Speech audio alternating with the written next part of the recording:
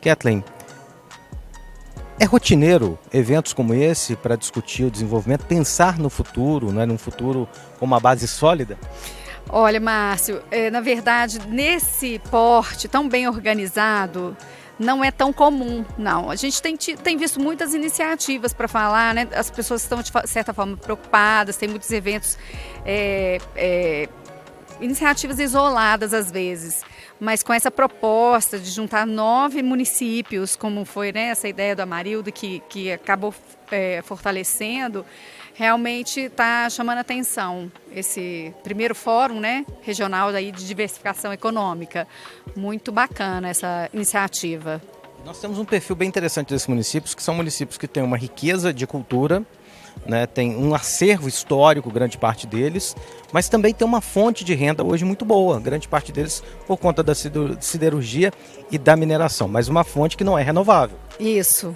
E eu acho que esse é o grande lance de pensar no futuro, porque são setores produtivos que dependem de uma fonte que vai exaurir em algum momento, né? Algumas já estão sinalizando um término próximo, caso, por exemplo, de Itabira, que a gente tem, que em 10 anos já está prevendo aí que não tem mais mineração, e isso em alguma medida, em algum momento vai acontecer com as cidades que são dependentes desse setor produtivo.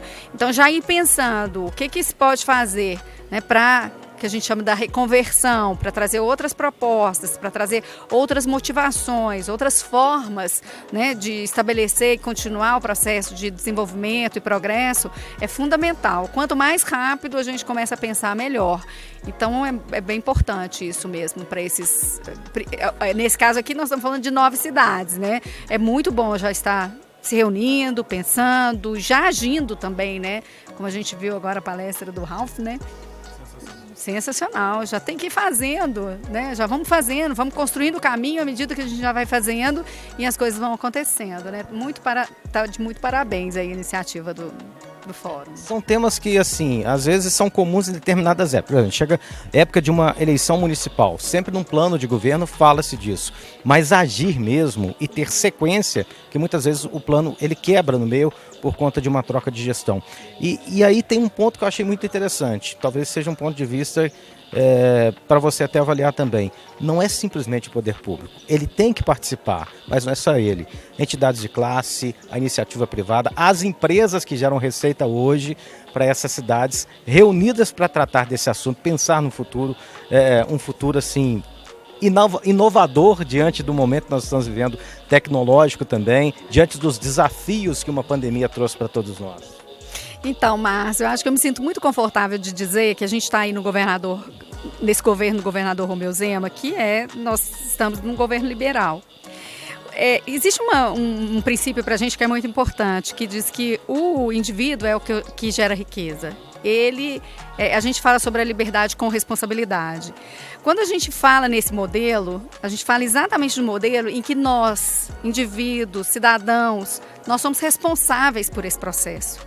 E quando a gente toma para a gente mesmo essa responsabilidade e faz projetos como esse maravilhoso que está acontecendo aqui agora, a gente fica livre dessa questão, desses cortes. Né? Nós realizamos, nós somos responsáveis, nós abraçamos essas causas e tornamos isso uma demanda. E quando a gente torna isso uma demanda, é a nossa voz, é a voz do povo, né? Que está dizendo, olha, nós queremos. Aí a gente fica menos vulnerável às definições, a esses cortes, a esses rompimentos, a essas questões que vão para muito além do que a gente pode realizar. Então é por isso que eu acho que, mais uma vez, tem que parabenizar muito essa iniciativa, porque a gente vê essa quantidade de pessoas sentadas e dizendo, olha, a gente quer fazer, a gente quer realizar, e poder público quer vir com a gente? Se vocês quiserem vir com a gente está aqui fazendo. E é óbvio que o poder público tem que estar presente, porque não faz sentido não existir, obviamente, porque a gente está falando do que é de todo mundo, que tem que ter alguma ingerência a respeito disso. Mas aí é o contrário, não é o poder público levando a sociedade, é a sociedade levando o poder público. E eu acho que isso é transformador, no meu entendimento. É uma maturidade. Ah, sim, com certeza.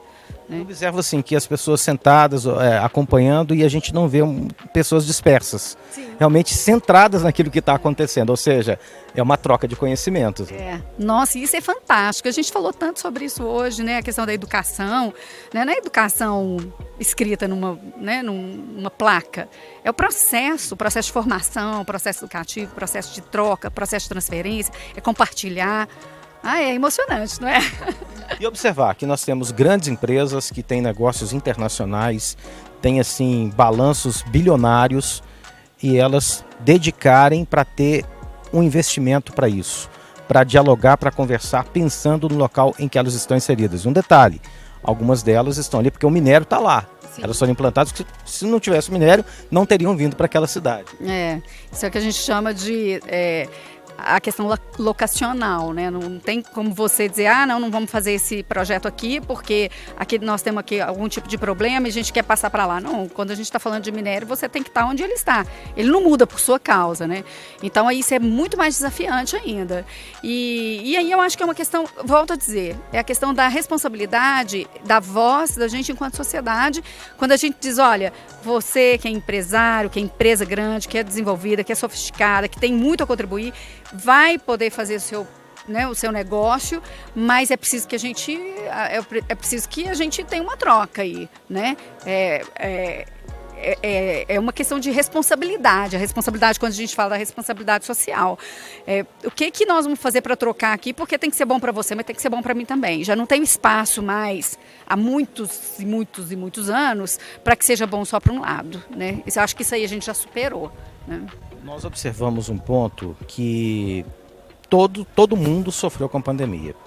Mas a cidade de Mariana ela tem um ponto a mais, porque ela passou um período sem uma grande receita, com desemprego, ou seja, isso afetou o comércio, assentou a cadeia produtiva, o capital que gira naquela cidade, ele ficou comprometido durante um longo período.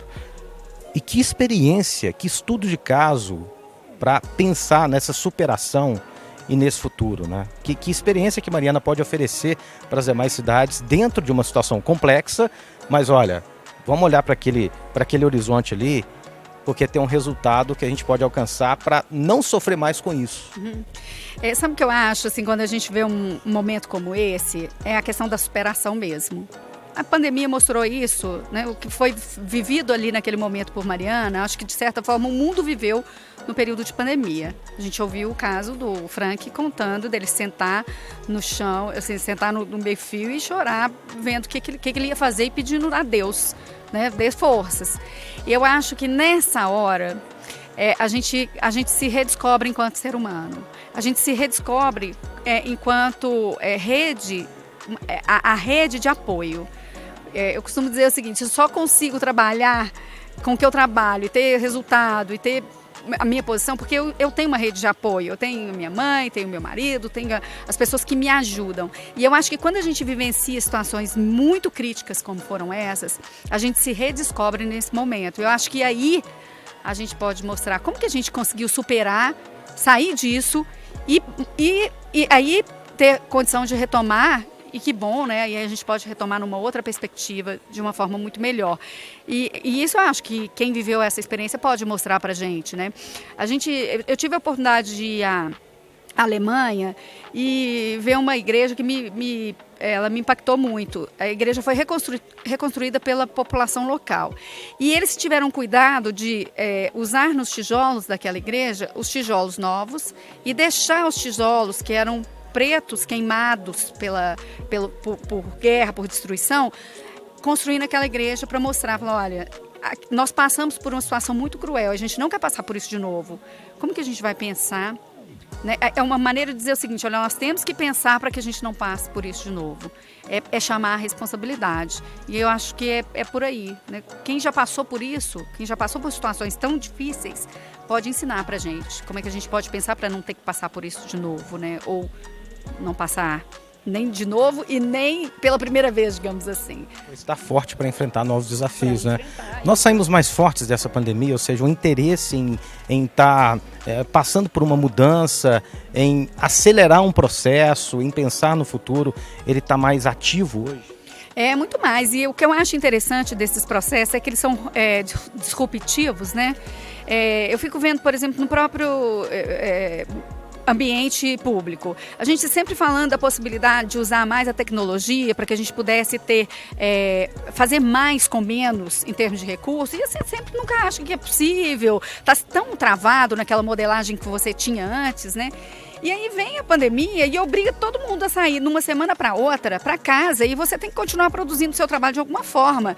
Assim, numa semana todo mundo aprendeu a usar o Zoom, como disse o Ralph. Então, assim, isso às vezes empurra a gente para mudar os formatos e ver que você pode fazer até melhor, né? Então, tudo bem, é lógico que não estamos dizendo aqui que a gente vai viver só no mundo virtual, que é péssimo, a gente vai, graças a Deus, a gente já superou isso, estamos aqui convivendo novamente. Mas a gente aprendeu com o processo e a gente vai poder fazer mais e melhor com coisas que a gente aprendeu nesse momento muito, muito difícil, né? Obrigado. Eu que te agradeço. Muito obrigada pela oportunidade.